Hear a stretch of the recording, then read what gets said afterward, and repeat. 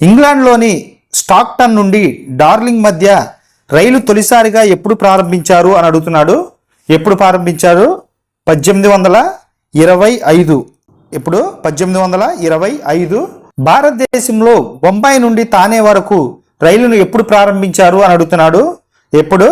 1853. మూడో బిట్ చూడండి. 34 కిలోమీటర్ల పొడవైన రైలు మార్గమును ప్రారంభించిన అప్పటి గవర్నర్ జనరల్ ఎవరు అని అడుగుతున్నాడు. ఎవరు? లార్డ్ డల్హౌసీ. నాలుగో బిట్ చూడండి. ఆంధ్రప్రదేశ్లో పుత్తూరు నుండి రేణుగుంట వరకు రైలు మార్గం ఎప్పుడు ప్రారంభించబడింది అని అడుగుతున్నాడు. ఎప్పుడు ప్రారంభించబడింది?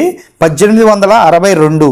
చూడండి. దక్షిణ భారతదేశంలో తొలి రైలు ఎక్కడ నుండి ఎక్కడ వరకు ప్రయాణించింది అని అడుగుతున్నాడు. ఎక్కడ నుంచి? శతాబ్ది. ఏంటిది? కాదు, శతాబ్ది నుంచి వలజ అంటే మద్రాసు నుంచి ఆర్కాట్ వరకు. ఎప్పుడు?